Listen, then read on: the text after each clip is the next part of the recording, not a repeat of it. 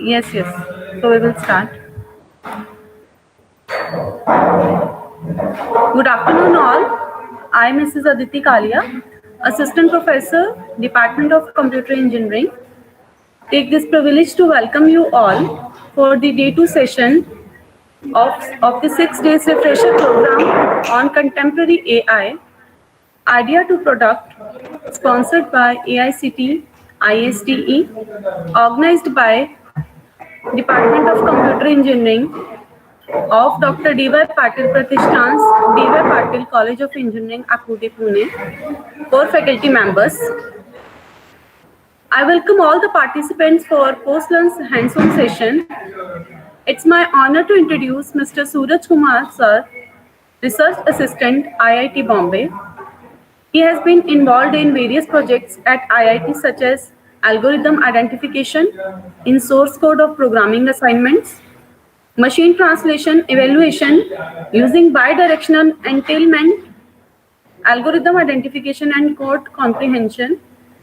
Prior to joining the IIT, he has worked as a software developer at Triple Point Technology Pune and as a research assistant on the project Body Tree Learning Management and Coding Platform, IIT Bombay, in which he has been involved in the development, deployment and maintenance of Bodhi Tree project, which is used by more than 500 faculty inside and outside IIT Bombay. He has been awarded as the Best Outgoing Student of the Year 2017 from D.Y. Patil College of Engineering, Akurdi, Pune. On behalf of DYPCOE, I welcome Mr. Suraj Kumar to this session on NLP from idea to product. We welcome you, Suraj sir. Thank you, ma'am. I'll share my screen. Let me know if it's... Yeah. Yes, yes. Is it visible? Yes, it is visible. Okay.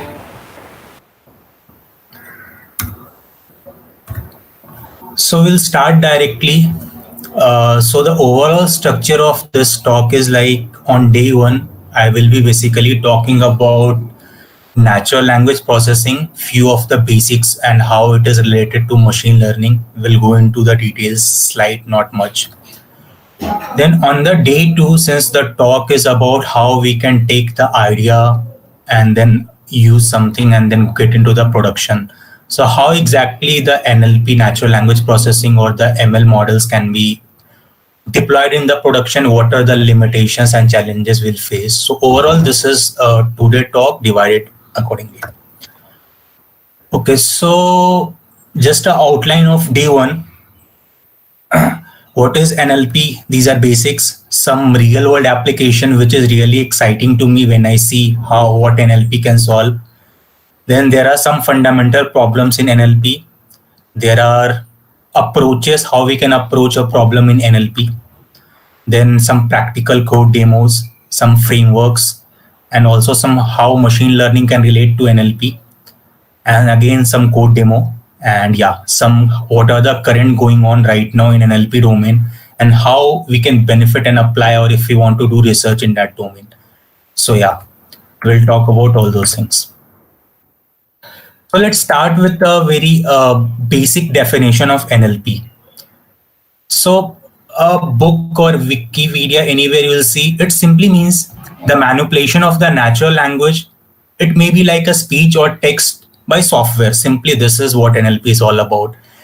And NLP is nothing new. It's, I think, existing in the literature for last 50 years. But right now, after the deep learning era, it has gained a lot more popularity and a lot more applications we find in our day-to-day life. So this is a bookish, just to mention the definition. That's it. Yeah. Now, before going into the NLP, exactly what are the problems or what are the things, let's first look at what are the demo applications which really excites us, motivates us. Yeah, NLP can do all those things in day-to-day life. Then it makes sense to study the NLP. Otherwise, running through the theory only, sometimes it feels boring. So I think let's first look at few of the examples which I have mentioned here. Okay, so these examples are very recent examples. I think 3-4 months old example. So here you can see this. There is a model called GPT-3. This can generate a machine learning code by just writing the text. So see here, some person has written some text and he has clicked on the generate model, and now the Keras, if somebody has used it, machine learning library Keras, so it has written the entire code for us. Isn't it strange that NLP can do that? I think 2 or 3 years ago, I was finding it very strange that NLP can do this, but yeah, it can write some code, not up to the extent of that it can handle everything, but at least it's the going on research where the NLP models can write the code. Okay, so this is the first example. I hope it is exciting enough. Now, let's go over the second example. So here you can see that we'll write some query in the natural language processing, a natural language text, and this GPT-3 model will try to generate the SQL query. So see here on the prompt, we are writing get salary of some worker whose something age lies between this, and this particular model can generate the SQL query for us. See, select salary from worker. So a simple SQL query can also be written with the use of NLP. So it is one of the useful scenario if we are trying to learn the SQL, because sometimes we know the language, English language well, but it can assist us to learn the SQL. So yeah, this is also one of the good example, I feel, in educational domain at least. It's not so much advanced that we can use it for production, but yeah, research is going on. Yeah, so this is also some useful example where a person is trying to generate some web application, not a full-fledged, but something in React. React is one of the favorite framework nowadays for web application coding. So see, the person has written an input says enter a to-do. So it has generated the entire web app. You can see on the left-hand side, we have some code of React, and see it is working great. So all these are done by the NLP, the model GPT-3. So this model, just to mention, it came almost 5 months back, and it is the largest natural language processing model. So yeah, there are many more. I'll just walk you through few of the example. So the next example is about LaTeX. Like if we want to write some equation in LaTeX, I can write integral from a to b f of t. It will generate the LaTeX code for us, or it will generate the LaTeX final PDF for us. So see, the person has only written the text and it is generating the entire equation. So these are done by the GPT-3. Okay, event DevOps, I won't go into the details of DevOps. It's about, yeah, anyways, this is very interesting. This entire podcast, if we go through it, the first paragraph is, if you read this entire podcast, the first paragraph is what we are feeding to the GPT model. And then after this, the GPT model is trying to generate something which feels like a very human way. Means just read at the statements, like something that has been really fun about this collaboration has been watching how GPT write in response to. So it's picking up the context from the previous paragraph and it's imagining how a human, let's say I was writing this article, how can exactly we would have written the next paragraph and so on. So this is what exactly this model is trying to write. So yeah, it can write some good poem or let's say any podcast for us. This is also very good, resume generation. So you write something, what experience you have, it will try to format the resume in a very good way. So yeah, exciting. For me, the NLP, the natural language can do all those things is a very exciting thing. And a lot of research is going on in this domain, a lot. Even yeah, we get bored. So we look at the meme on Instagram and so on. What if we can generate our own meme? That's also very exciting. So yeah, this GPT model can also generate the meme. Yeah, so very exciting. Then also, if you have text, you can convert into the PowerPoint. I'll just show you. I won't walk you through the entire thing, but yeah, with the text, the entire formatting and everything can be done in the Google Slides or Microsoft. So the person is only writing the text, and we'll just use some plugin, GPT plugin. I think image is not clear, but it will format the entire thing. So yeah, a lot of things can be done. And even this is also very good comedy. NLP can also generate some comedy. Like this entire is a stand-up comedy between some Elon Musk, Larry Page, and Peter. So it feels very realistic, and even it considers a lot of aspects. Like if you see Larry leaves the room, it is also considering the emotion or the action, that what could maybe some angry or someone has said bye, then the model is trying to say Larry leaves the room because he told bye. So yeah, I think these are the few examples, and a lot more examples are existing. So I think that's enough to motivate why exactly we want to read about the natural language processing and what exactly can we do with the natural language. So yeah, these are some few recent examples.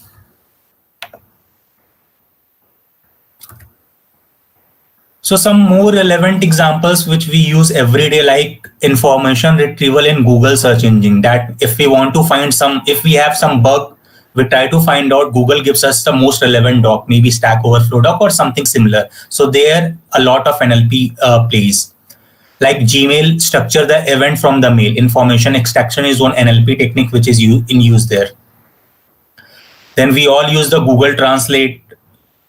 So their machine translation is the exact subdomain of the NLP, which finds a lot of use case.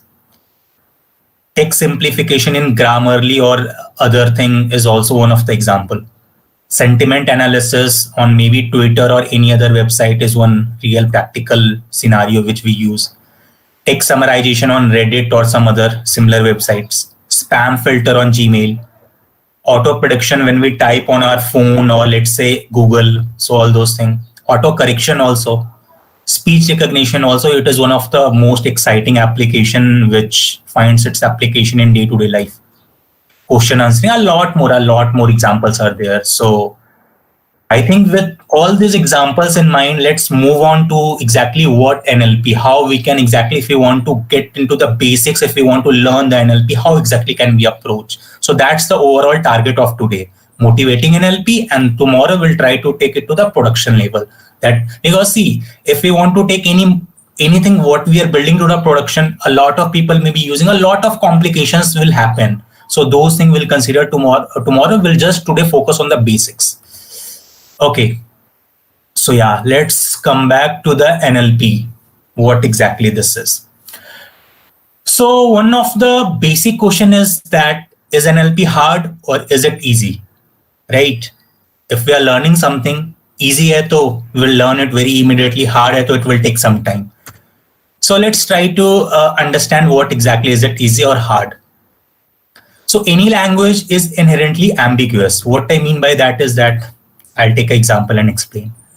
When I say the old men and women will taken to safe locations, here there are two interpretations of this sentence. One is both men and women are old, and the second interpretation is only men is old and the woman is not. So yeah, we as a human also get confused here, but machine don't know what exactly mean by this sentence. So yeah, this is one of the interpretation. It depends what exactly, who has written the sentence, who he meant for both or only one. Also, let's say some word meanings like dog. Dog can act as a noun for animal, or dog can also act as a verb if you find in dictionary. There are a lot of ambiguity, or you say multiple meaning words, or maybe how a word like old is related to the coming words and so on. So a lot of examples are there. So just to motivate this, yeah, it feels at least at first go that ambiguity is there. So probably a slight hard, I can say, at first go. Yeah.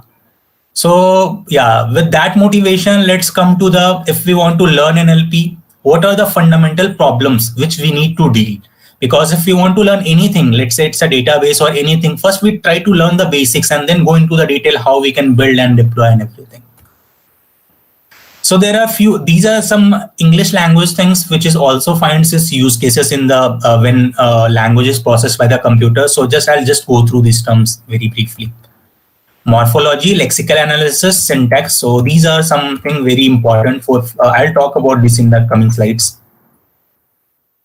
So what is mean by morphology? It simply means word formation rules from the root words. Let's say from boy to boys. So this is the morphological rules.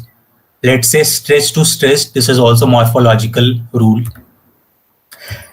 Then the next is the lexical analysis, meaning what are the properties of a word? Like let's say in case dog, it's a noun, text yes in plural, so and so on. So whatever you find in a dictionary example or whatever it is. So these are some lexical. What are the properties that does it have?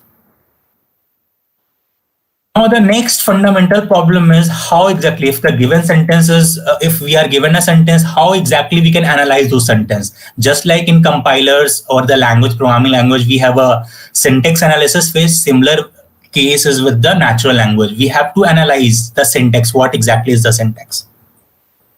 Meaning structure detection. Like if I say I like mangoes, so there is I is so exactly this. Don't worry about what is noun phrase, what is verb, and all those things. So whatever exists in the English literature, there is a similar analogy in the computer science also. So yeah, so I like mango. Like is a verb. Then mangoes is a noun phrase. So you'll ask why noun phrase. So there are a lot of literature about these are pin bank, some notations are there. So I won't go into the notation, just think this is a noun phrase. This is also noun phrase, some structure is there. So sentence will have noun phrase, verb, noun phrase. So this is a simple example. It's a whole complex grammar, just like we have a grammar in the compiler design. So yeah, so this is also one of the important step if we want to solve any natural language processing example. So the next step is the semantics. Semantics meaning what is the exact meaning, because semantics may vary. So like if I say John gave a book to Mary, here action is give, agent is John, object is book, recipient is Mary. So this is the exact semantics. It represents the meaning. So there are some ambiguity here also. We can take a lot of examples here also where the ambiguity may arise. So also there are a lot of things like how we can represent the semantics. Predicate calculus is one way, semantic net. So these are some terms which I'm just throwing that these are the earlier scenarios, like before I would say 2000 and so on. These concepts were used, but nowadays we don't need to represent the semantics using this calculus or maybe some nets. So we have a concept of word vector. So there all the semantics may be captured. So yeah, so just to mention the literature. So that's why I'm mentioning some terms here. In pragmatics means what context are we talking, because these are the if we have to understand as a human also, we need to know the context. If we directly jump into some of the conversation, until unless we listen to two or more sentences, we may not guess what exactly is going on. Like for example, why India needs a holiday on 2nd October. If we ask any Indian, he knows, he or she knows that Mahatma Gandhi Jayanti is there on 2nd October, that's why. But if you ask any person in US, he or she may not know about this thing. So context is very important if we want to answer this question. So that's also one of the fundamental problem. Then discourse meaning, let's say a chatbot is there, a sequence of sentence will come and go out. So there also we need to handle, because in real world scenario, we don't deal with a individual sentence only. There can be scenario where we have a 2 sentence or more sentence can be there. So yeah, like let's say example, mother says to John, John, go to school. It is open today. Should you bunk? Father will be very angry.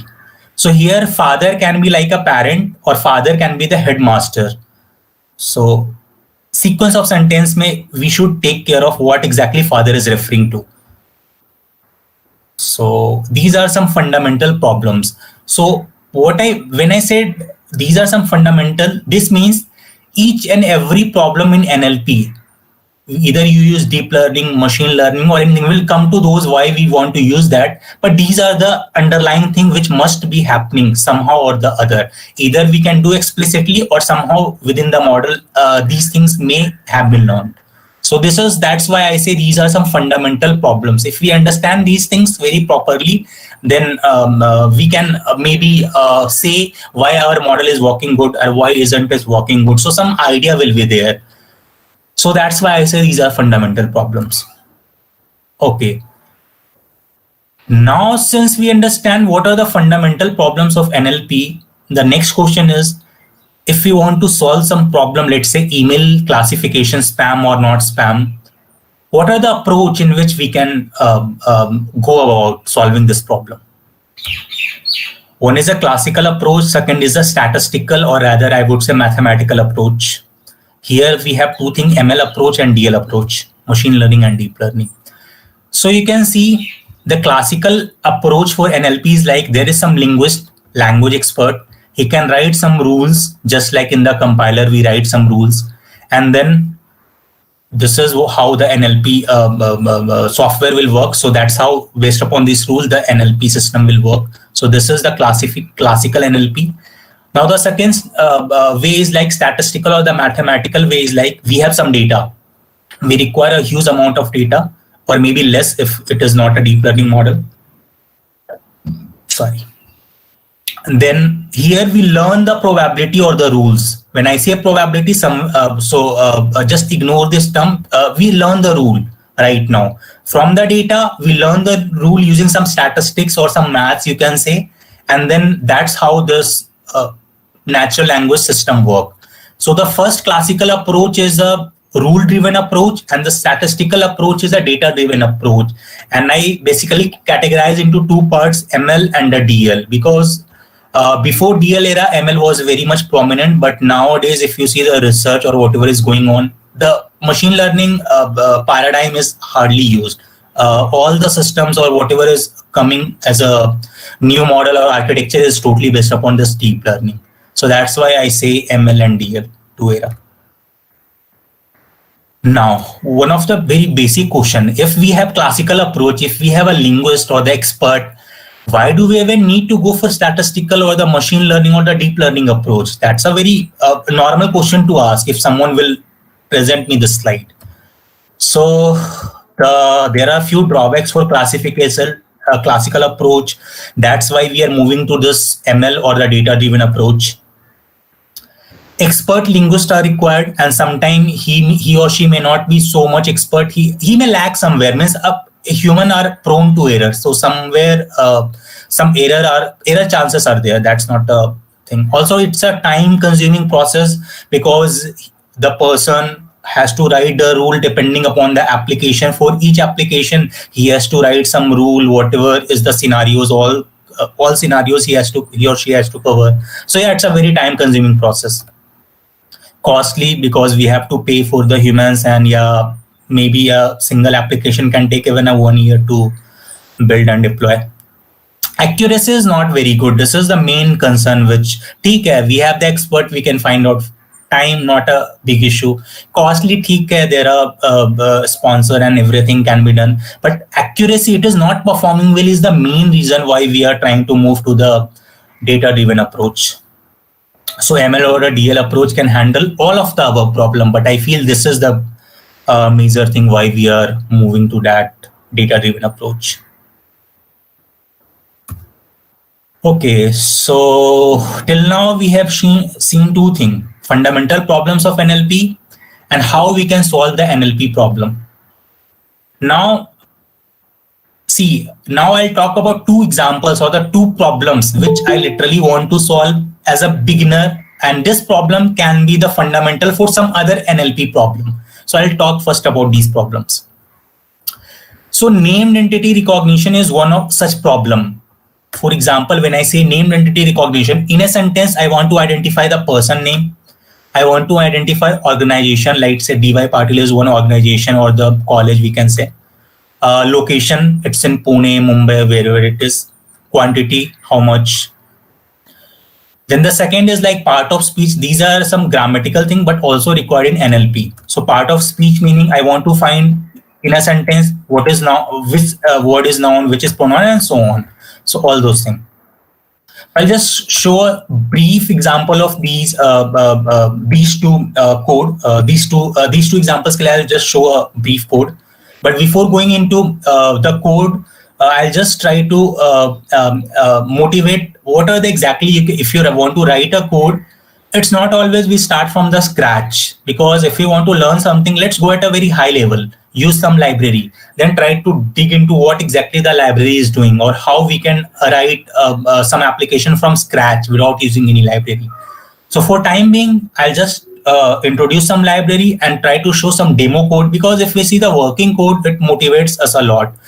So this is something working. I can take this. I can at least play around with this. I can understand few things. So that's why I think let's jump to the library and then we'll go into the details more. Okay. So Spacey is one library, which is one of the very good library for NLP. And it is the fastest. So if you go to Spacey website also, so just Spacey NLP. So there are a lot more libraries, but if you see here, if you can see here, this comparison, Spacey version 2.x is more accurate. Also, they haven't compared, they haven't talked about the speed, but it is faster. Version 1 was faster than a lot more like Clear NLP, Core NLP by Stanford.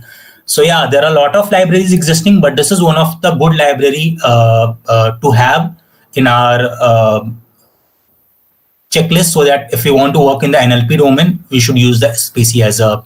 So just to mention, this Spacey library is built upon the deep learning model. We don't have to develop the deep learning model. We can just use whatever is there in the Spacey without knowing about deep learning. So that's why this is the first library I prefer if I want to give any demo. Okay.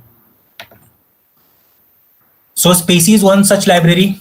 NLTK is there, Natural Language Toolkit something. Core NLP is there, Clear NLP.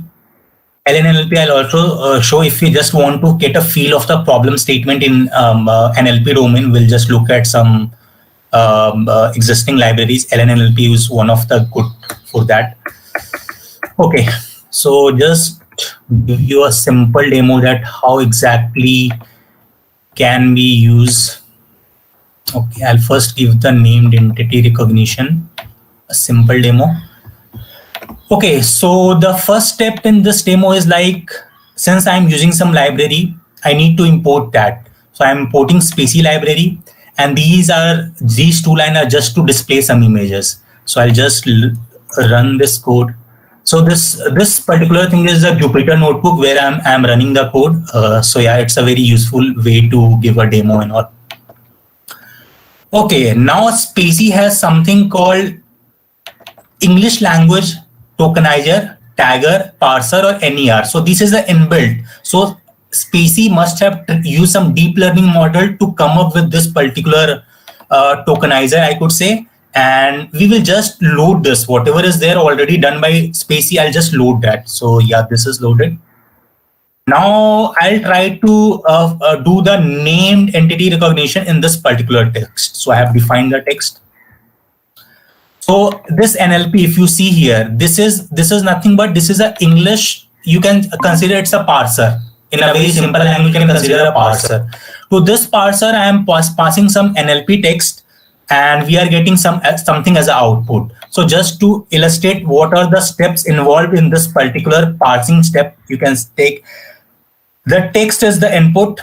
First step is tokenization, then the tagging, then the parsing, then NER, and a lot more thing is happening, and we'll get something as an output, which I say just a doc. So this is what's happening. Now these are very simple Python syntax. Inside the doc, we have some attribute called ENTs, which contains the entities, and I'm just printing those entities. So you can see Sebastian Thrun, whatever was there in the text, is a person. Google is an organization. Rather, instead of this in a textual way, there is a visual rendering unit is also available with Spacey. You can see when Sebastian Thrun is a person, started working on self-driving cars at Google Google is an organization. In 2007, it's a date. Few people outside the company took him seriously. I can tell you very senior CEO of major American NORP, something, I don't know what it means, maybe something short form for just like we have a person, something, okay, I don't know exactly remember what NORP is. Okay, car company would shake my hand and turn away because I wasn't talking to the said Thrun is a person in an interview with this something location earlier this week is a date. So you can see this entire text. Right now we are able to do the named entity recognition with just use of a simple library called Spacey. Inside the hood, a lot of things is happening, but as a first cut, we should just be able to run few codes, just see what's happening, and that's it, I would say. If we want to go deeper into this NLP domain. Okay, so this is the first example. Now let's move on to the second example. That is the part of speech tagging. Here also I'll import the library in the same parser. I usually say parser, but a lot of steps are happening here. And I'll pass the sentence to the parser and I'll just see, yeah, it will just show the sentence. But you can see I am inside the token. If I do token.text, so I can see I is a pronoun and subject. So all those things don't worry about, but I'll just see. You can see learning is a verb, am is a auxiliary verb, I is a pronoun, NLP is a proper noun, yeah. And also you can see that dependency, there is an auxiliary dependency, there is a subject dependency, there is an object dependency. So at least whatever basics we know, we ran the code. Now I think we are in a good shape to at least understand, yeah, we can solve the NLP problem with this library at least. You can solve, my entire BTech project was based upon this Spacey library. So yeah, a lot we can do with this parsing and a lot more thing can be done with this. So for more details, you can see the documentation of this. A lot of models exist inside this. So yeah, I'll just show a few of the model like, okay, not only in English language, also you can work in Chinese or let's say Hindi. I'm not sure here it is, yeah. Hindi is not here, but yeah, a lot of other things are there where Hindi is there, but in this library, Hindi is not there. So a lot of things are there, like how parsing and all those things. You can go to the API and find out how exactly you can use. Okay. So with this, I think we'll just stop with Spacey and we'll move on to the other. Okay. So if you have any doubt, you can ask if regarding whatever I have covered, because it's better to hear the things if, okay. Now one more thing before that, I'll just.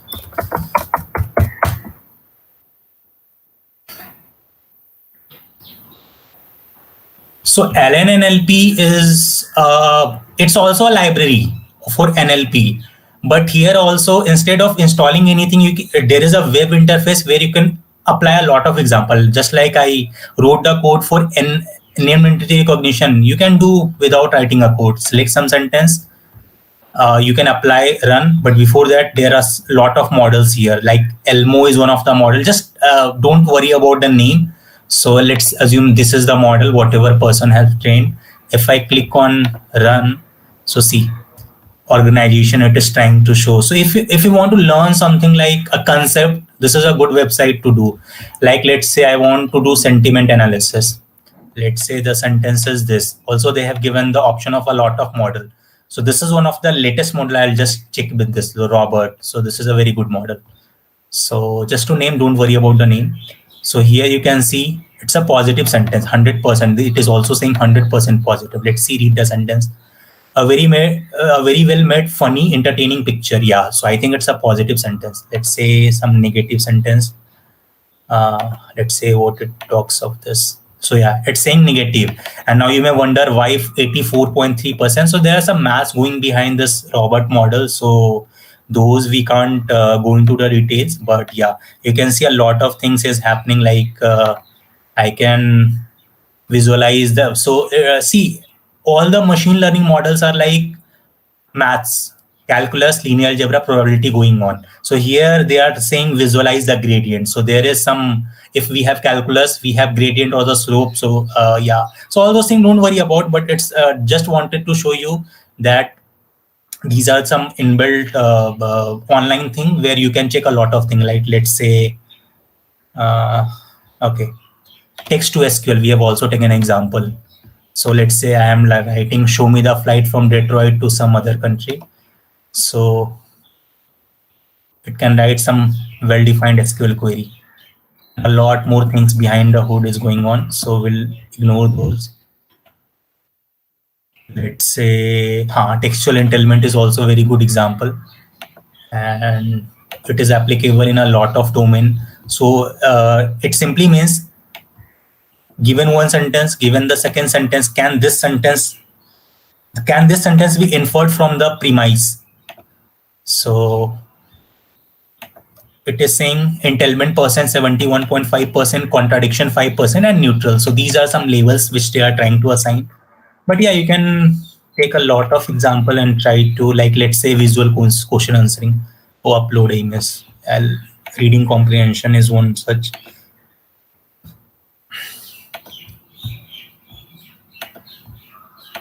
Let's say this is the thing, this is the paragraph, this is a question. It will try to find out the answer. Answer is to how many partially reusable lawn systems were developed. Yeah, so these are some things. Also, yeah, okay. These are, I think, sufficient demos. You can explore this site in detail.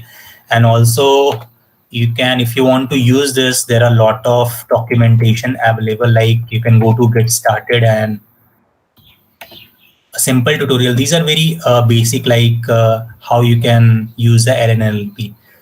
So yeah, this is also one of the useful libraries. So I think if you want to start in this domain, SPACY and LNLP is two things which I would highly recommend to use. Okay. Cool.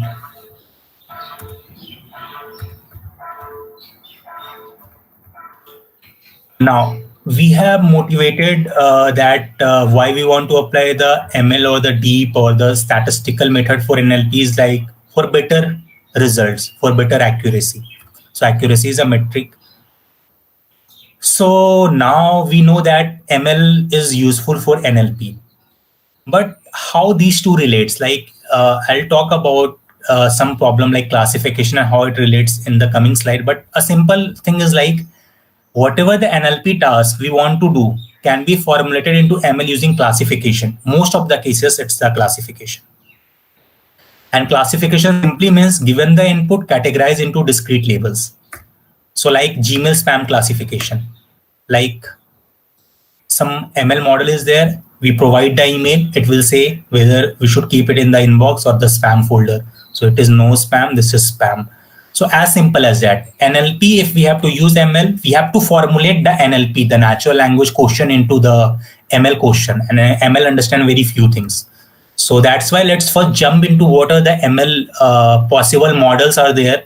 Because if we understand how the overall architecture works for ML, that what are the possible problems in which we can cast our existing problem of NLP, then it's very useful for us to apply NLP using ML. So simply I'll talk a few slides about what is machine learning and what are the sub problems in it.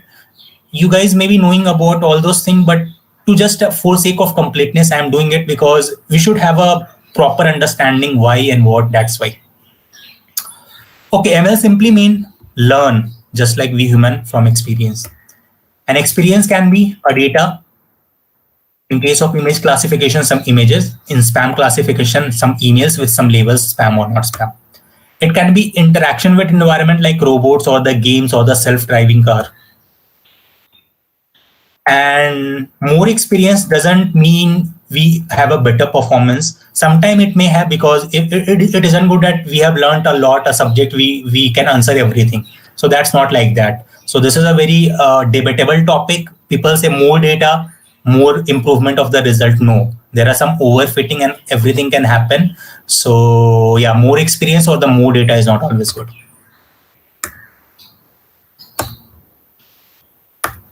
What happened?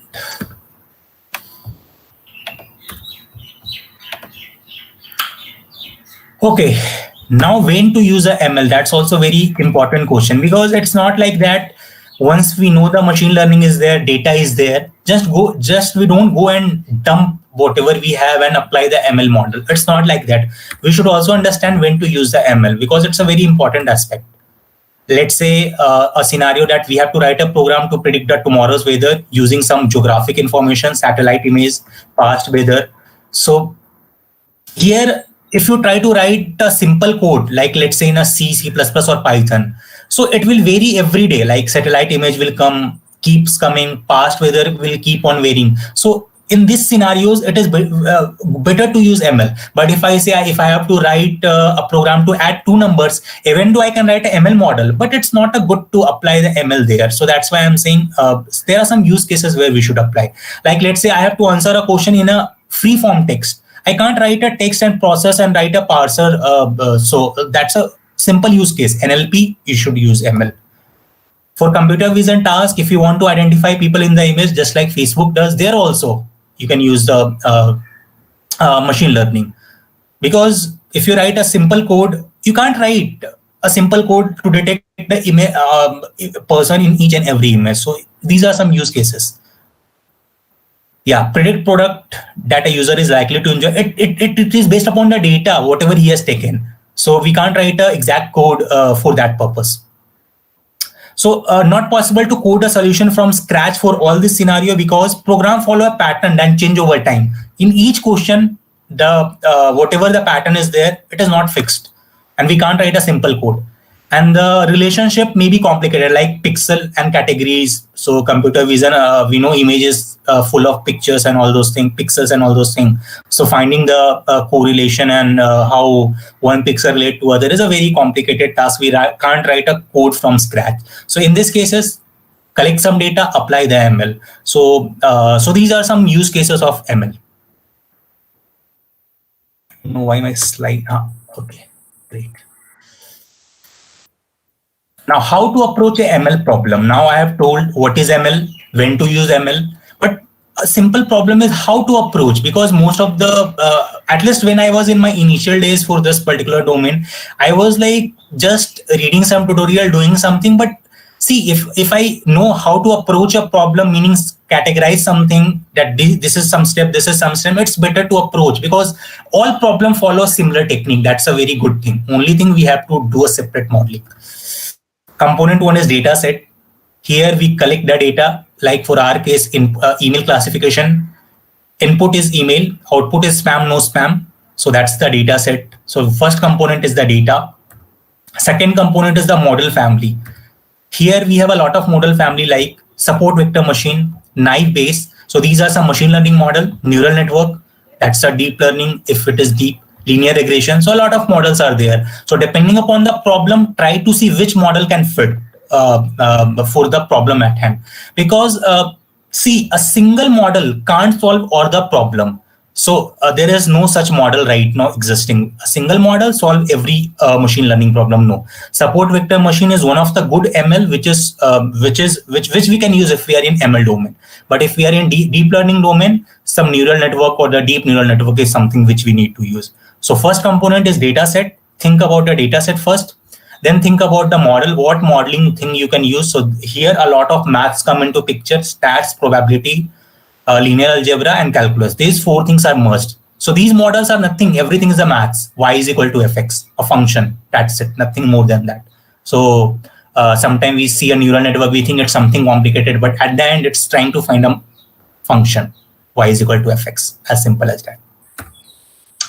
Now, the third step is how we can learn this function using the data. We have data. We have modeled that this problem can be solved using this model.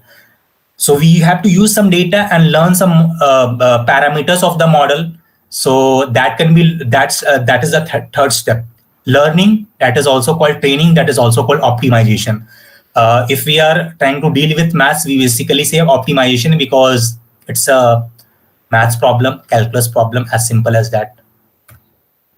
So usually what we do, any model like linear regression neural network, we do some modeling like we write y is equal to mx plus c. That's one modeling of data. X is input, y is output. We have to find m and c depending upon data. So what we do, we randomly initialize the model, we tweak the parameter using the data, and then repeat this model.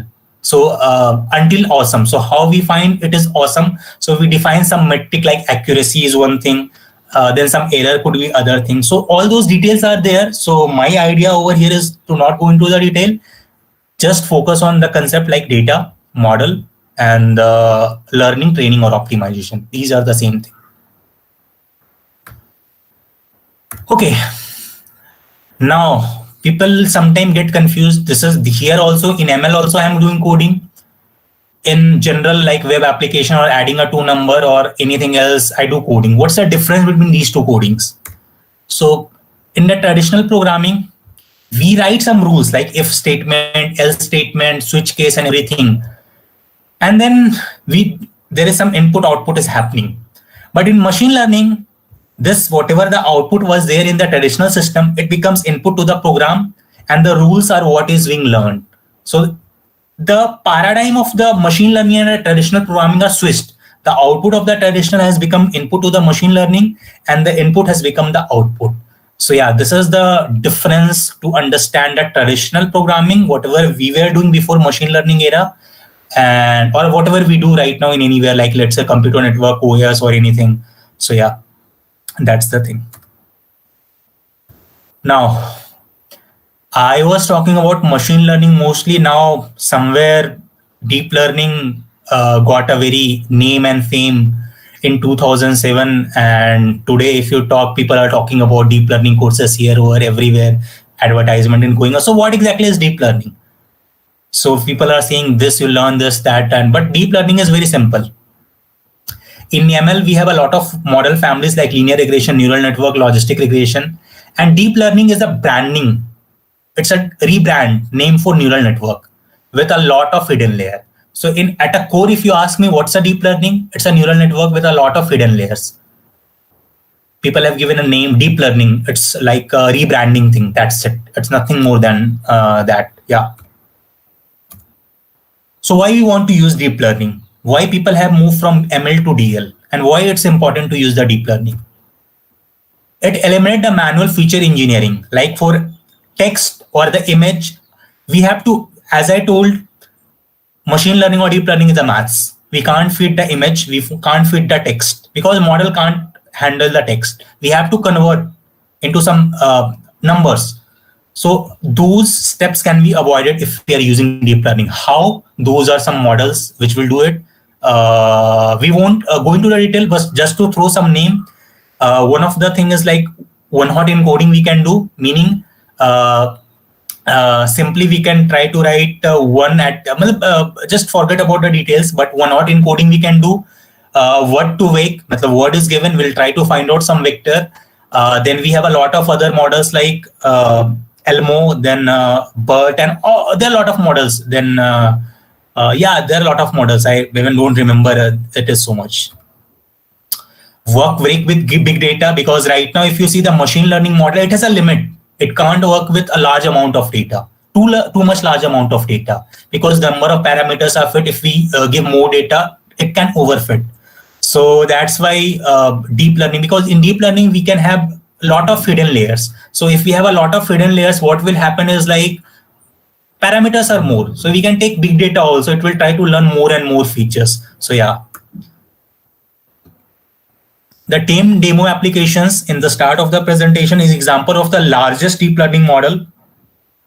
That's called GPT-3. It has 175 billion parameters. So just think how big it is. It is trained on the entire data of the internet, Wikipedia book, all the codes on the GitHub, a lot of data. We can't train it on ourselves. There is an OpenAI company. These companies are doing a great job, and they have trained and they have given us access to this model using some API. So yeah, I'll talk about that API in the end if the time permits. Yeah, there are a lot more other APIs also. So I'll talk about, yeah. So this came in June 2020. So yeah. So I talked about machine learning. I talked about deep learning. Now let's see some of the types of machine learning or the deep learning problem, because I told deep learning is just a name, nothing else. Supervised is there, unsupervised is there, reinforcement is there. any NLP problem can be cast into the above problem and solved. That's what I have also talked in the beginning. Because if I have to use ML and NLP, I know in the machine learning, we have some type of problem, like these are some type of problem. I'll talk about what these are. And if we cast some NLP problem, let's say name entity into this one of the category, then yeah, we can use the existing techniques. That's how the field progresses. If we have something, try to cast some problem into that and solve. If it works, okay. If it doesn't work, try to find something new. So yeah, supervised we have something called labels, input and output. So data set has both input and output. Some models are like support vector machine, neural network, or the deep learning, naive based. So these are some models. So you are seeing the how I am trying to predict, not predict, how I'm trying to write the thing. First component is data set. Second component is model. So like, for example, where we can use it, this supervised learning is like predict cancer versus not cancer, given a CTMH, predict the current translation, predict the stock price. So a lot more examples are there. These are some few. Then the training algorithm is like gradient descent. So this is a very basic. A lot more has happened in the field. So there are a lot more recent versions of a modification, I would say, of the gradient descent, which we use. We hardly use gradient descent, but just as a beginner, we should know it's a like slope. We find a slope and try to go towards the slope, as simple as that. So these are some how we classify some problem like data set, model, and training. So some questions to ask if we want to if we want to know whether the NLP fits into this like fixed data or the variable length data, because we know in the NLP domain a lot of sentence can be of variable length, dimension of input, number of examples, how many we have. So these are some things we should consider about.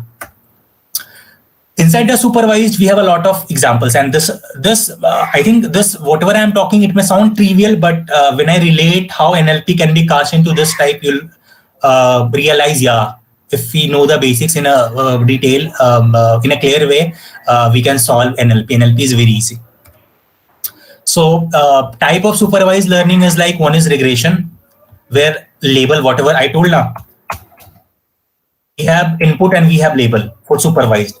If the label is a real number, it's a regression problem. Like how will identify it's a regression problem? How much, how many dogs are in this photo? How many hours will this surgery take? Something like that.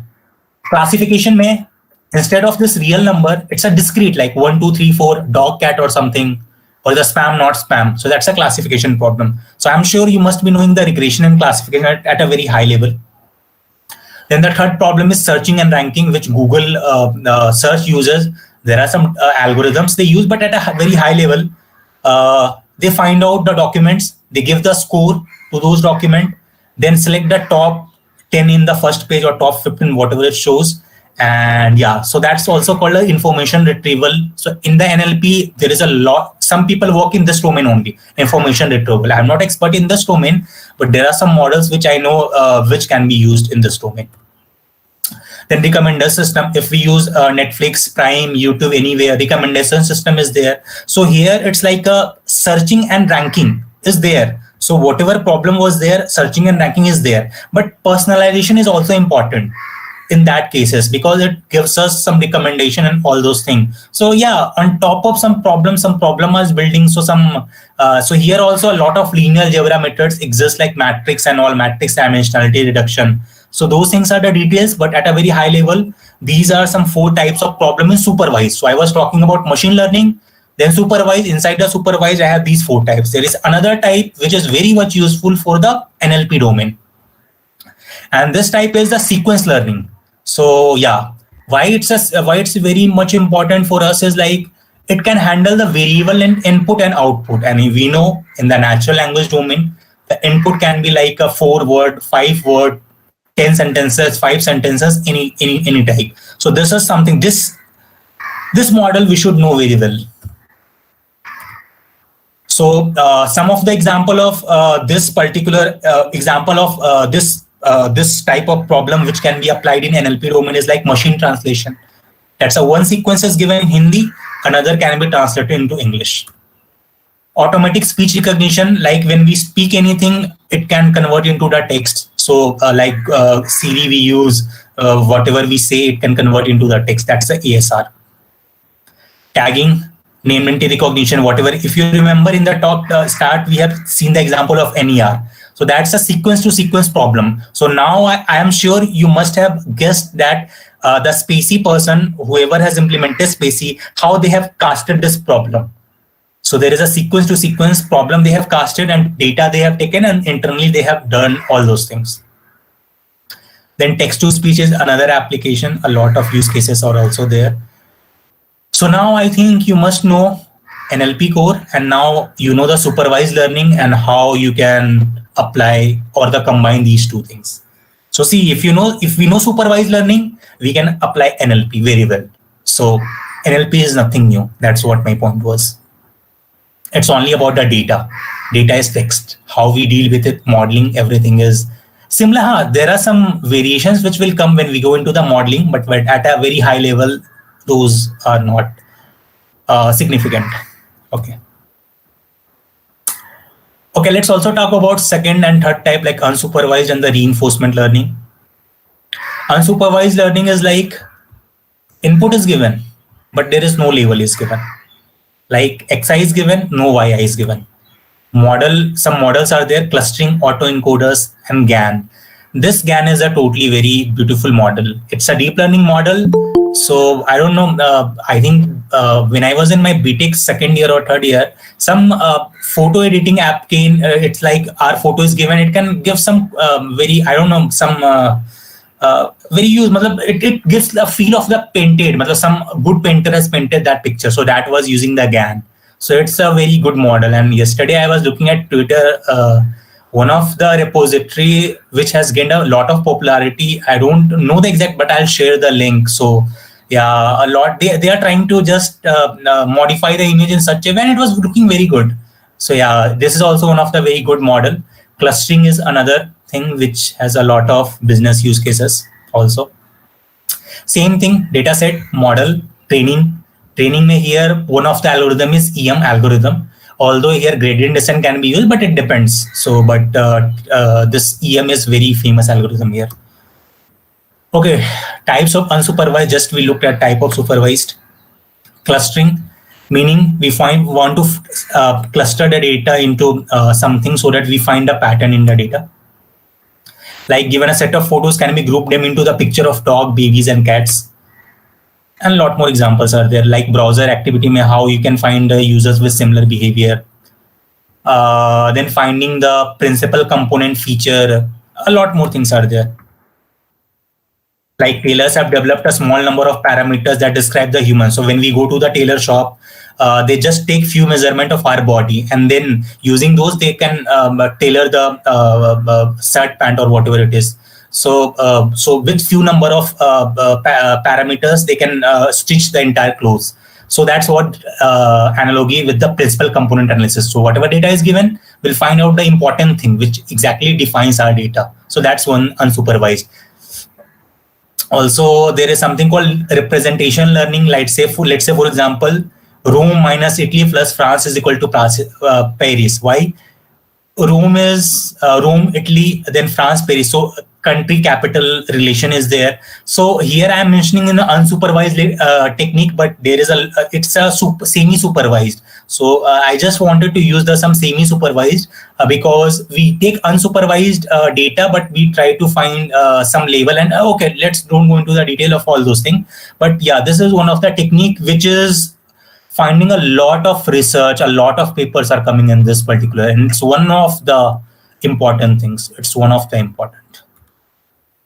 Then some reasoning can be done, like if we have demographic data about this, can we discover how they are related? So this is one of the hardest problem. Reasoning exactly is one of the hardest problem. Then I talked about GAN.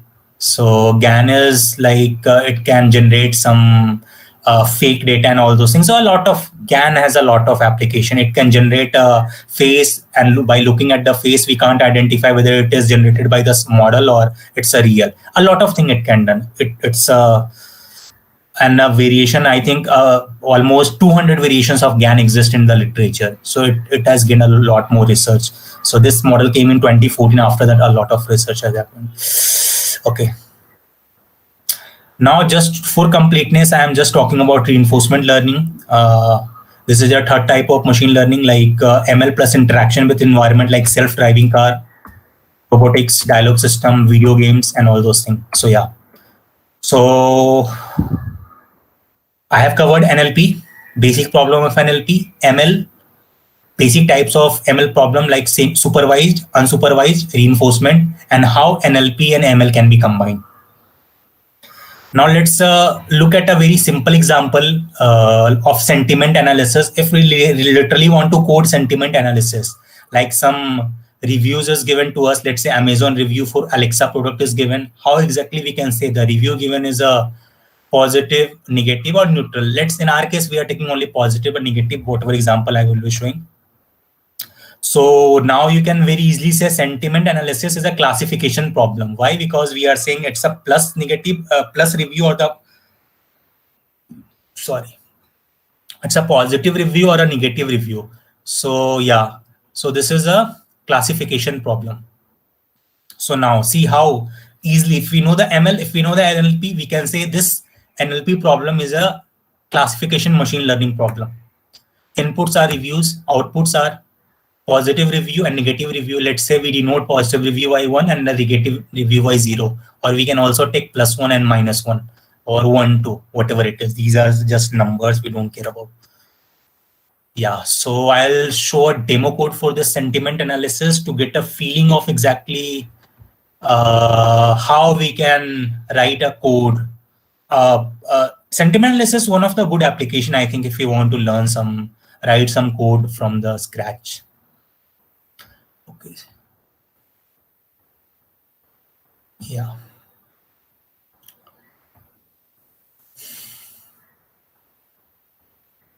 Okay. So yeah, first of all, few libraries which I will be importing. I'll just walk you through the name. If you don't understand, don't worry about this. This is like some string library for string processing. So yeah, there is a pandas library. So I'll just show you why pandas. So it's a very good library if you want to process some data. Like if you go at the user guide, you will find a lot of things. Like the thing which I mostly like is like you can work with CSV file very easily, JSON data, HTML data, Excel file, or anything. Some already pickle data is there, or some big data is there, SDFS data is there, some SQL queries is there, some SaaS if someone is working with SaaS software. So this is what I like most about this pandas. So this is a library if you want to pre-process the data. This is one library which we should consider going ahead. Okay.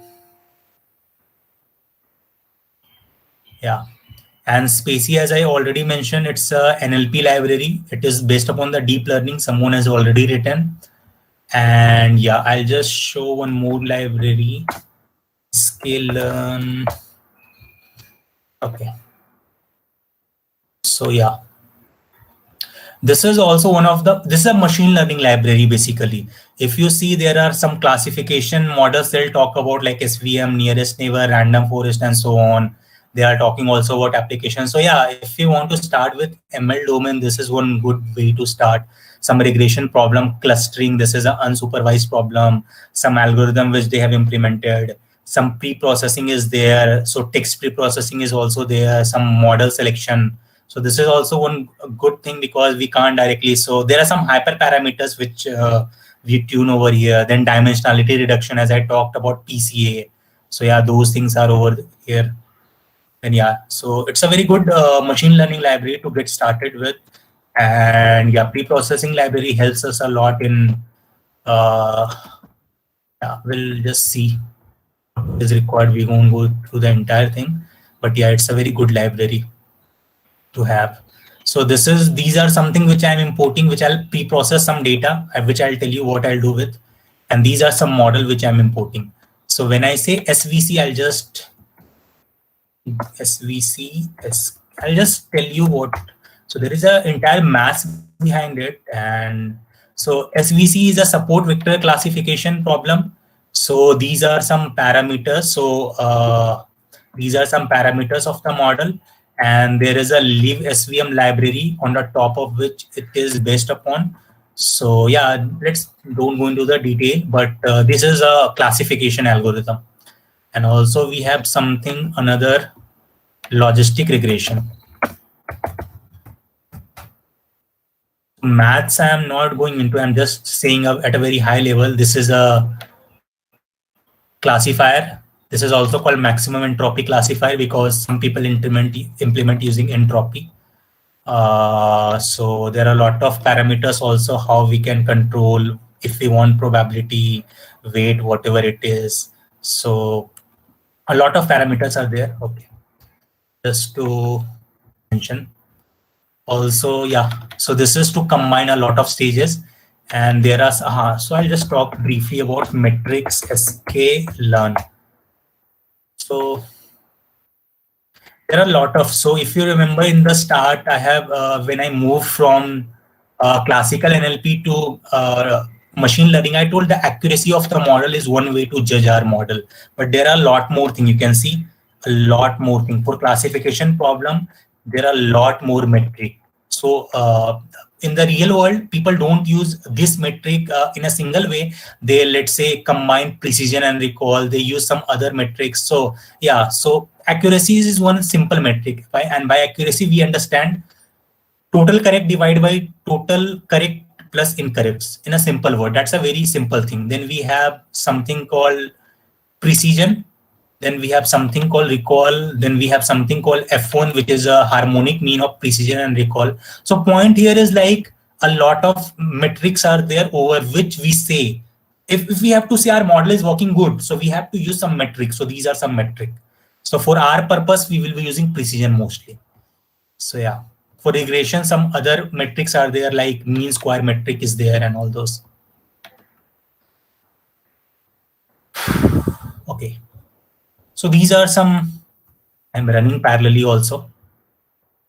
So there is some data set which I have downloaded from the Kaggle. So Kaggle is a very good website to find some notebooks and the data set and some competitions on the data science or the machine learning domain.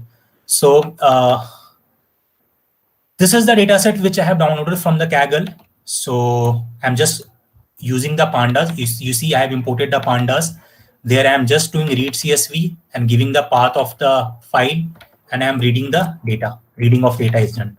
And I'll try to see what data exactly it contains. So I am dot head exactly print the first 5 rows of the data. If you see, we have first column rating, this 5, 4 rating, whatever it is, date, variation, verified reviews, and feedback. For our purpose, these two, verified reviews and the feedback, is what is important, because what we exactly want to do, sentiment, we want to find the sentiment of these words. So one meaning plus and 0 meaning negative sentiment. So yeah, so this is what I have run. So that's why if you see, these 2 columns are the only concern for us. So that's why whatever the data I have, I am taking the verified reviews, storing it into X, that's our input. Then taking the feedback, storing into Y labels, that's our output. Okay, so this part is done. Now, as I told, if we are training any model, we want to test it on some unseen data. Otherwise, if we train on the entire data, whatever data I have got, if we train on the entire data, then what will happen is like the data, these data is already seen by the model. So it will predict true for sure. So that's why here what I am trying to do, train test split, meaning whatever data is given to us, 70% I am storing it into the X train and 30% I am storing into the X test. So as simple as that. And it's an inbuilt function of sklearn. So that's why I told this sklearn library is a very important library for us, at least as a beginner. So see, this is the library I have imported. Okay. Also, if you see, my headings are like first data. As I told, any problem I will be solving, first I'll do some data, collect some data, do some pre-processing. So I'm in the first collection module, whatever you want to say. So I am just playing with the data right now. Okay. So data has come. Now tell me one thing. Is punctuation later, whatever the punctuation is there in the review, does it matter a lot if we try to find out the sentiment? In some cases, exclamation may imply something, but in a general scenario, it doesn't matter a lot. So that's why we are trying to find the punctuation so that we can remove this from the text. So these are something noise you can consider. So whatever text is given to us, these are the noise, we'll try to remove those. So yeah, that's why I have loaded. I'll use that. I haven't removed this. I'm just defining some variable. I'll try to connect these things together. Okay. Also, I am loading a parser of spacey, if you remember. This I have loaded also using in the POS or the NER example which I have shown. So these things I will be using. I'm just declaring some variables. Also some stop words like about, above, across, afterward. These are not giving any sense of what exactly positive or the negative sentiment.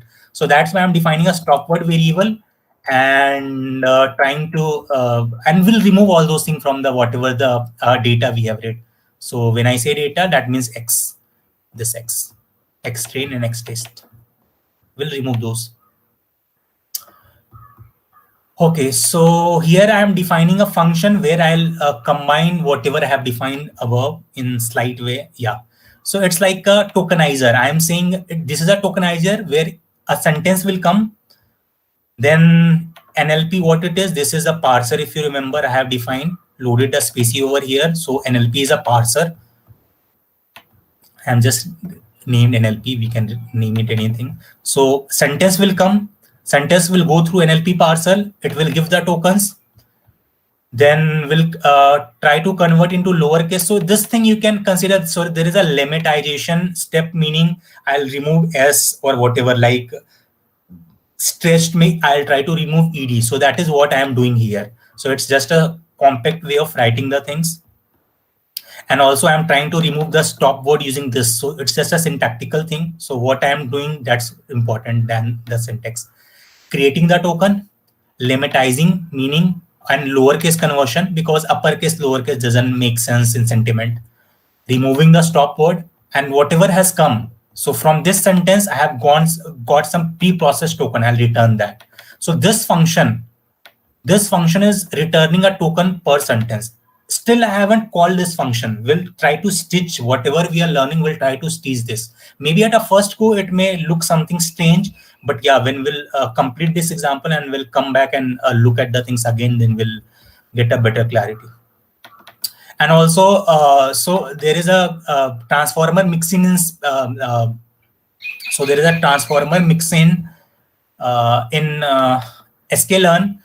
So mixin is basically a class which implement a common functionality. So that's why it's a mixin.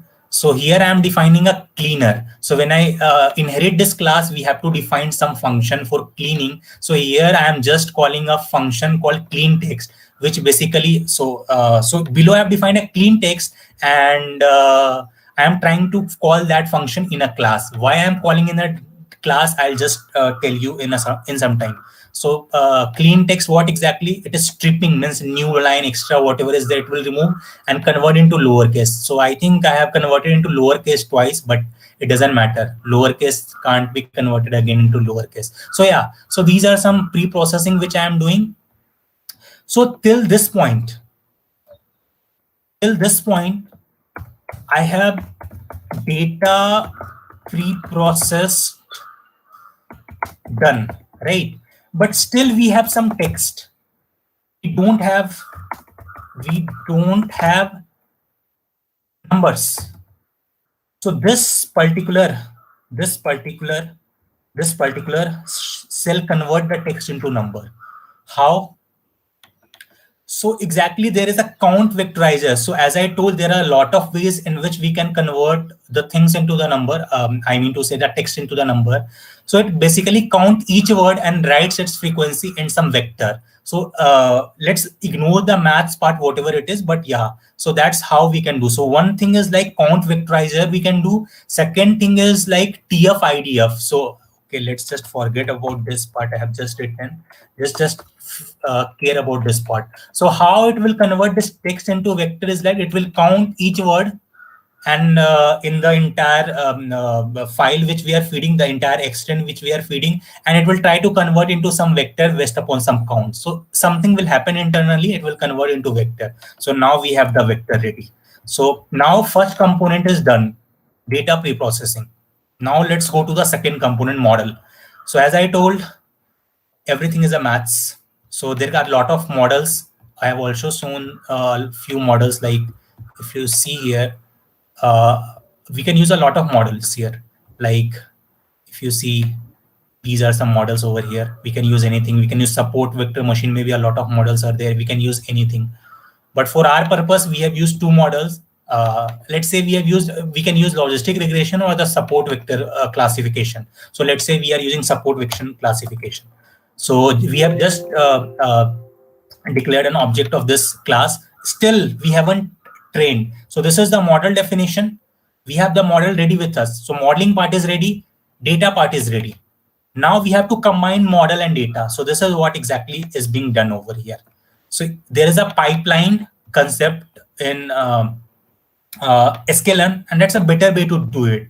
There are some other ways also, which says first do the cleaning, then convert into vector, then do the classification. So this classifier is the third step. Then I am saying this BOW vector is the second step, converting, and the first step is the cleaning. So now here you will understand why I was defining a cleaner class, because if we have to use in the pipeline, it has to be a subclass of this transformer mix. Okay, let's not worry about that. Let's see, it's some class which is happening. So here, this is the important step. That model is with us, data with us. We are combining all those things in this line.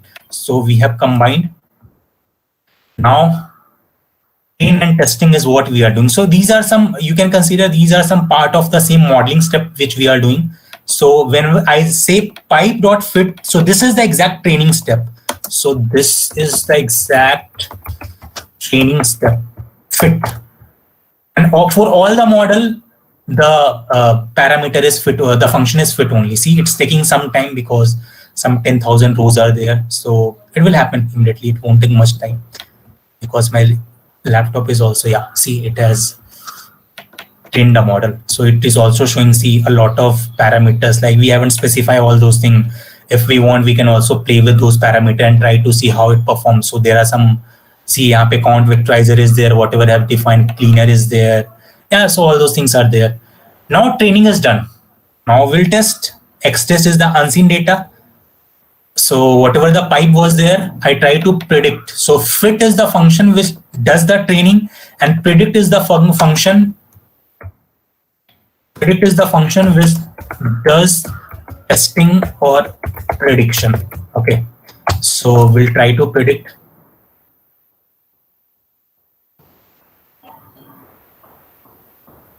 And now we'll try to find the accuracy of the system. See, with a very simple model with few lines of code, we have got a 91% accuracy, 91.6%. So 91.6% is what we got. So just to walk you through the steps, we have a file. We just seen what is in the file, found a specific column, whatever was concerned for us, these last two columns. Then we just declared a variable having punctuation because we'll remove those. Then also a tokenizer is what I loaded. Then stop word, since we'll remove that, we found in the variable. Then this function is using all the above three variables and trying to process each sentence. And yeah, this is the class which I have written as a cleaning of data, which is calling this function. So I have written directly this inside that, see, anything can be done. That's not a big deal. So, and also here I'm just trying to find the vector of the data. So data processing is done. And I'm defining the model. Then I'm combining a lot of stages like classifier, cleaner, and then vector. All those steps, whatever I have defined, combine. Then this is the training stage. This is the testing stage. And then after testing, I'll find how good our model is. So I'm finding the accuracy. We have some other things like precision and recall. So, okay. So it's a so I have to use it some other way. So here I'll just ignore this. So there are a lot of ways to use this. So yeah. Yeah, so this is a code. I think before moving further, if there is any query or anything till this point, we can take, and if we have anything.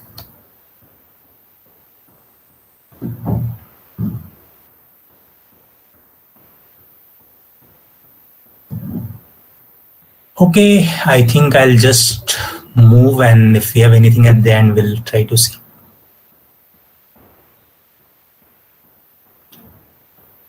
So we have seen an example of sentiment analysis as a classification problem. And we have used support vector classification and the logistic regression. So name is a regression, but it's a classification model. So the input was a review and the output was like a discrete class. That's why it's a classification problem. 1 means positive review, 0 means negative review. Okay. So I'll just brief what we have talked about. NLP and the fundamental problems of NLP, machine learning and its subtype, how the ML and the NLP glue between them, and few of the examples like NER, name entity recognition, part of speech tagging, and sentiment analysis as a bigger example. Now these are some basics. We were in the machine learning domain. Now I just want to talk brief history of the NLP, so that if any one of us is interested in doing the research or some publication in this domain, try to look forward to how we can proceed, it can help. So 1950 Turing test is one of the famous tests in NLP domain. Then 1954, some machine translation system were developed by IBM. Then some translation system in 1980. Then in 1990, some Ngram and the LSTM. So LSTM is a deep learning model which was invented in 1990, but there were limitations in using this model. Why? Because the GPUs were, I think GPUs 2006 or 7, when it came, it revolutionized this field because a lot of mathematical algebraic calculation can be done in a parallel way, very fast on the GPU. So LSTM was in literature for a long time, but the practical utility came about when the GPU came into the picture. So yeah, this was one of the good era, 1990, where Ngram and the LSTM model came into picture. Now 2010, the acceleration happened in the NLP via deep learning. Earlier it was mostly via the machine learning, and the rule based everything was going on. So that is a brief history. Now just a few state of the art, recent model, just as a name. I'll just throw the name so that if anyone is interested, they can explore more, or even I can talk if anyone is interested for these models. So this 2017 June, Google AI team gave a model, and the name also is a transformer. They gave it purposely because it has transformed the NLP domain in a very creative way. So this architecture is it totally replaced this LSTM model, because LSTM has a lot of problem like vanishing gradient problem. It can't handle long range dependencies, long sentences where it can't work. Then it was a sequential. That was the biggest problem of LSTM. So this Google AI, they have given a model transformer. It has made the sequential processing into parallel. So that was the main contribution. There were a lot more, but that is what was the main contribution. And the name also given transformer because it signifies transformation in the field. And in June, I think not June, this year also they have come up with the architecture on top of transformer, and they have renamed as reformer. The reason reformer is like it has reformed this transformer in a very good way to apply in the resource constrained environment. So yeah, they are working very good in this domain. So okay, so in May 20, so this was the revolution, and after that a lot of people are working like some language modeling by fast AI. It was also good, and also Google AI this model BERT, which they have given in 2018 November. So it was like based upon this transformer architecture. They have taken transformer, some part of the architecture, they pre-trained on the Wikipedia data and book data, and they released. And it's I'll just show you how.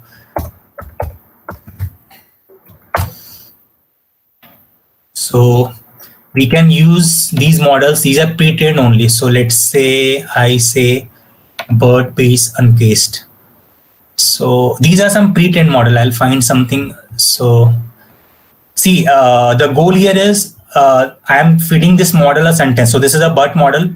I am feeding a sentence. The goal of life is mask. It will compute what can come instead of mask. So these are models already, very good models. And you can find a lot of models over here. So these are something based upon the transferable learning, meaning someone. So it is taking time due to various reasons. My internet is slow over here. And also it's one of the bigger model which I have selected over here. So yeah, that's why.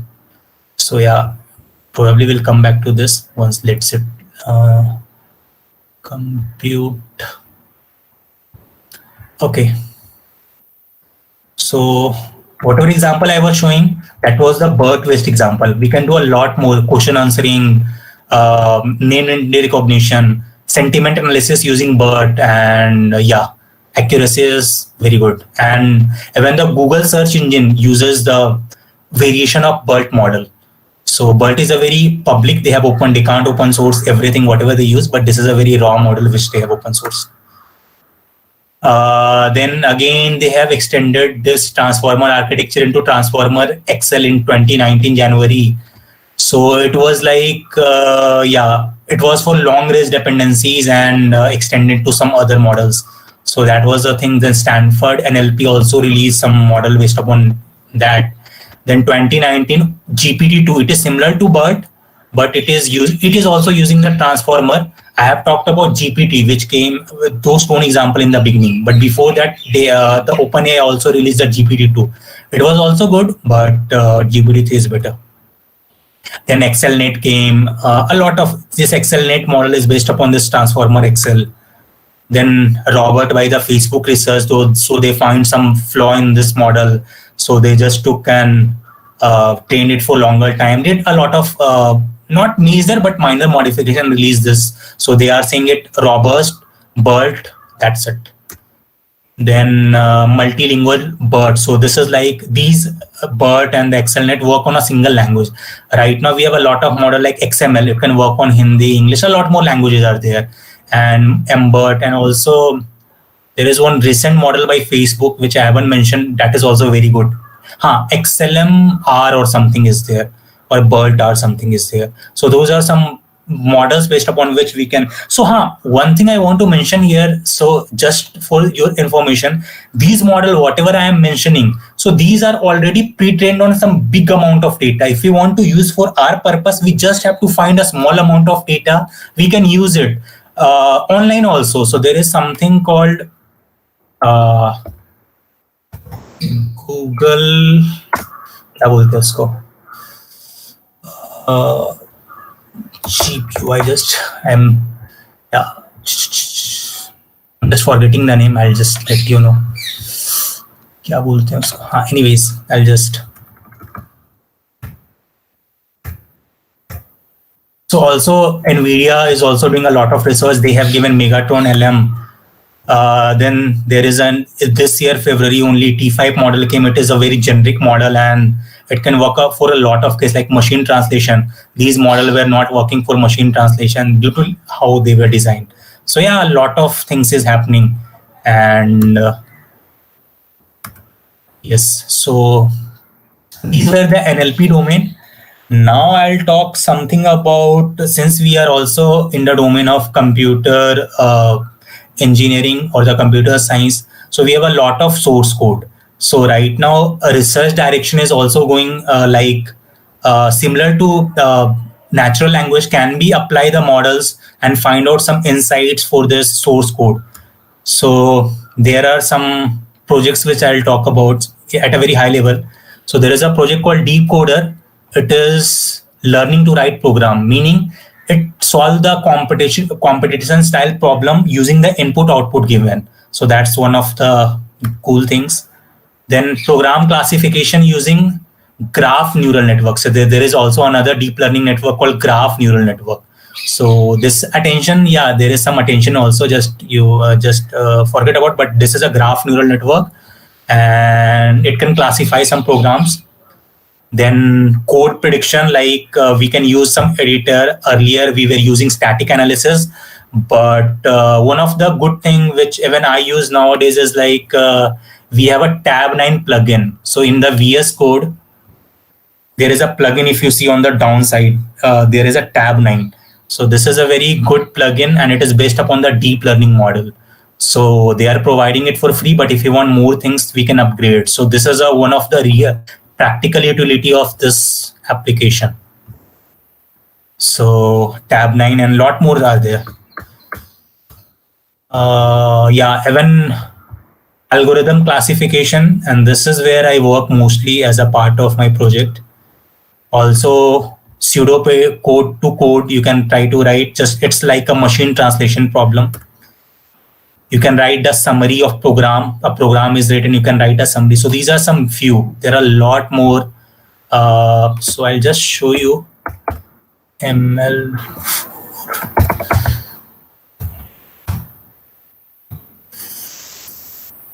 Yeah.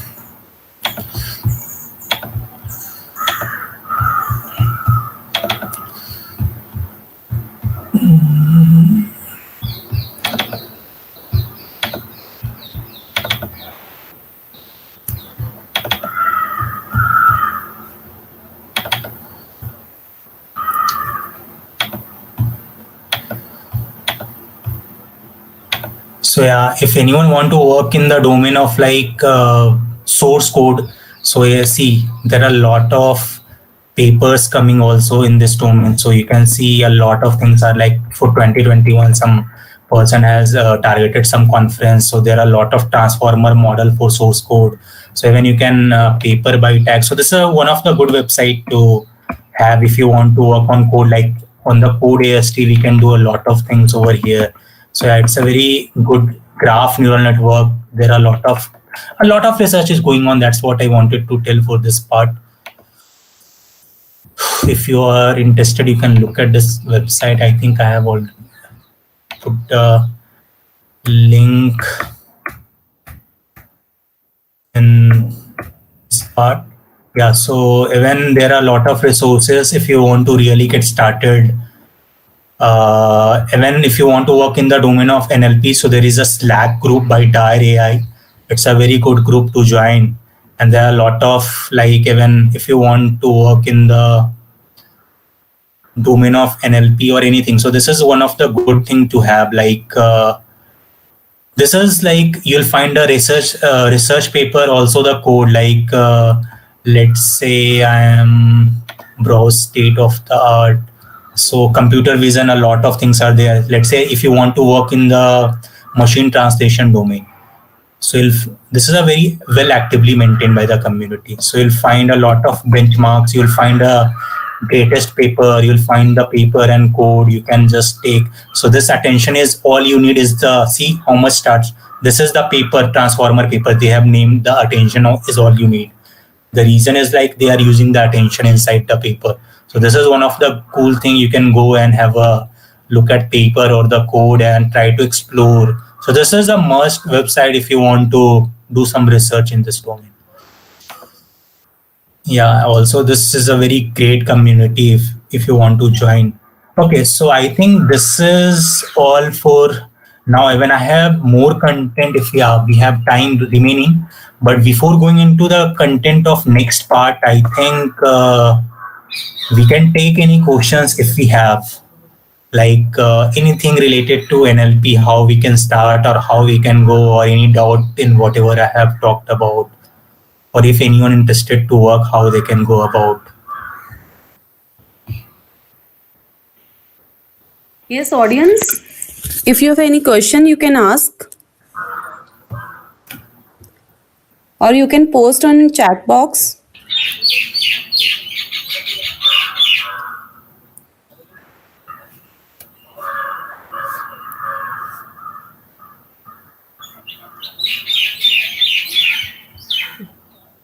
Is there any question?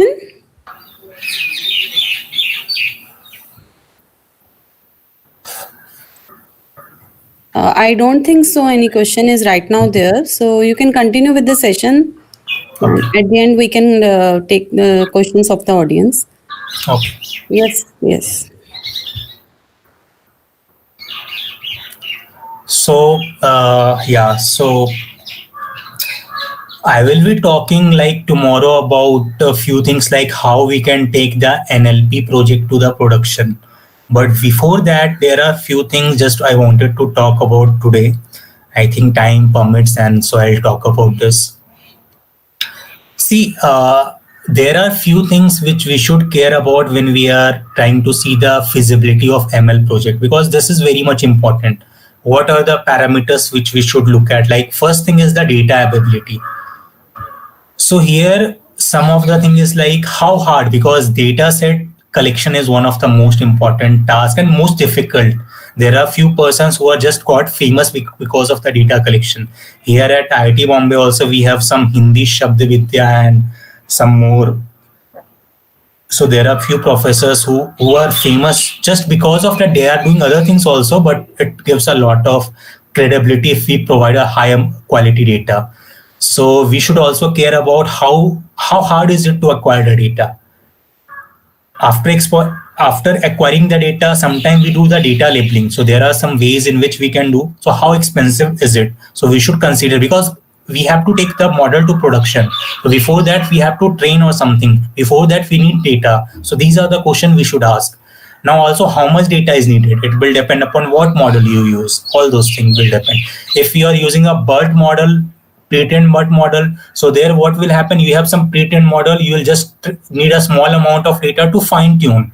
So those things, that is the first level data. Then we have something called accuracy requirement, like how costly are, like let's say if we have an example of image where we have to just find this face belongs, let's not talk about that complicated, let's talk very simple image classification. Image is a dog or cat. There if the prediction is wrong, it doesn't matter. But if it's a healthcare domain where it is trying to predict a cancer is there or not or something related, so a wrong prediction can cause a lot of trouble in real world scenario. So we should consider before deploying the ML project. So I remember I was just giving some online test, and something like video monitoring was happening. So it was like I was sitting here, when I was looking down also the proctoring system, the ML based proctoring system was flagging me that you are not looking at something, it was flagging me directly. So it was not good, because it is not considered, because as a person I can use the paper and do calculation or whatever if I want to. So those things are like very much important there also. So and also in medical domain, this wrong predictions are very costly.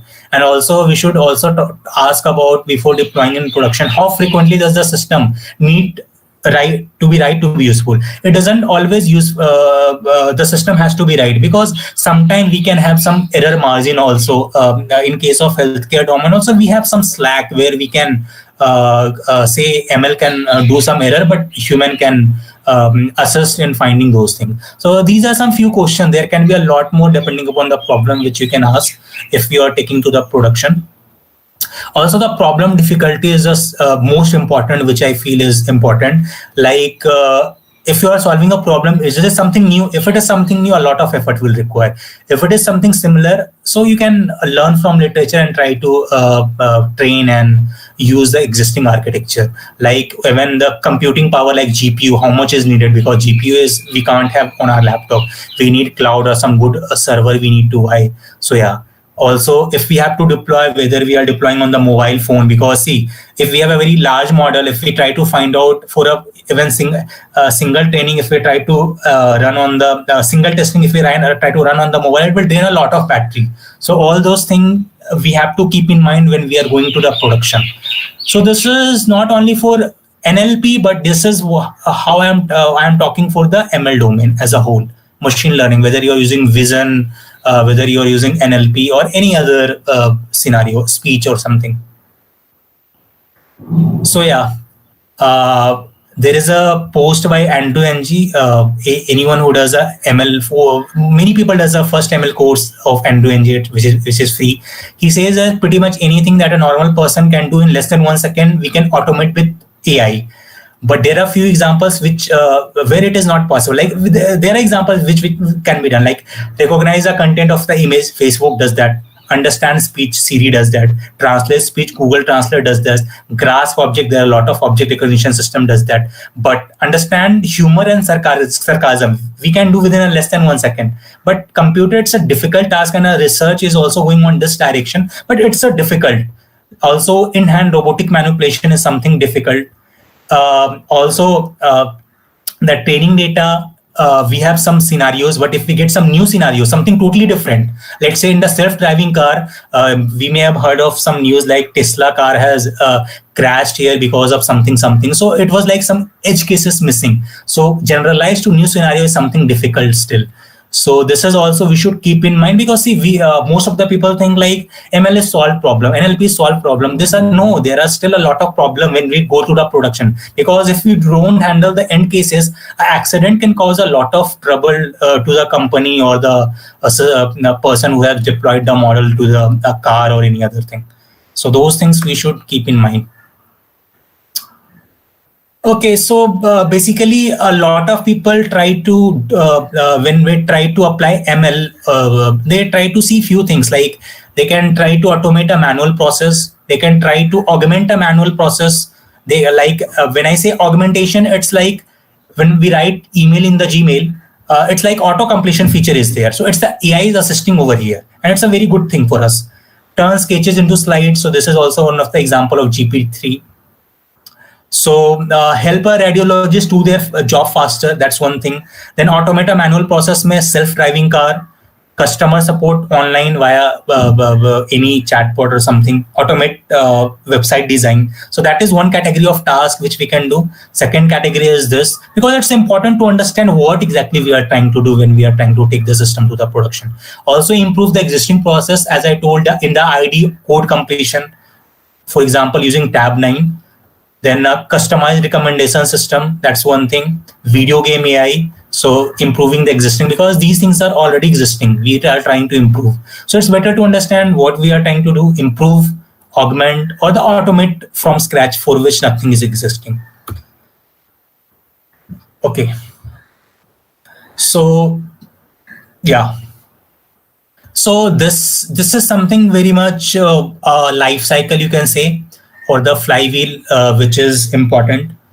So more users is there, more data will come, and the better the model will. But it's not always correct, but this is a general scenario which we are talking about.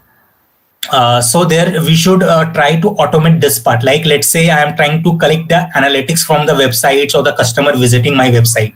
So I should have some some way to some automatic way to collect the data from that user, because using those data I'll try to find some good models. And yeah, so here if we are a ML practitioner, our job is here. We have the data, automated processes there, data keeps on coming. So ML is also not about just training the data, it's also about refining, how we can refine if we have more data and all those things. So as a person, our job lies here also. And yeah, so then it comes about the predictions. And yeah, so yeah, this is all about, I think I wanted to talk today. And then tomorrow we'll see how exactly we can, what are the scenarios, like usually what happens, we know for a software, like we can use some web server, we can use something XYZ to deploy, we can use something, if we have Django, we can use engine unicorn and something. So here, if we have to deploy some machine learning model, let's say I have built something called this review system. How exactly can we deploy this to the production? So what are the steps involved? What are the best practices which we can do? So those are also very important aspect of going into the production. So we'll start tomorrow with this part, that production part, how we can take the model to production. It will be mostly theoretical, because see, everything I can't cover, because we should understand the scenarios of production, because production in the environment require a lot of resource which I can't simulate on the local system. But I'll give a idea. If anyone is like take their product to the production, they will be at a very comfort level to do so after the talk, I feel. So I am done for today, I guess. And if we have anything, we can take the question, or else we can stop. And from there, your local eventual Yes, audience. Do you have any questions? To upload those things to the S3. Give me 1 second. I have to change my question. Right? So you have to understand that how AICTE-ISTE works. So sorry, the voice is not clear. Can you? Yes, now my voice is clear. Yes, ma'am. Your voice is clear, but the Okay. not. Just a minute. I'll check.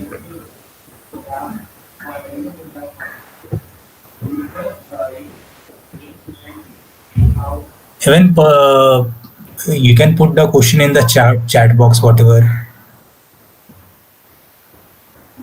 Yes, audience, you can post the question in chat box also.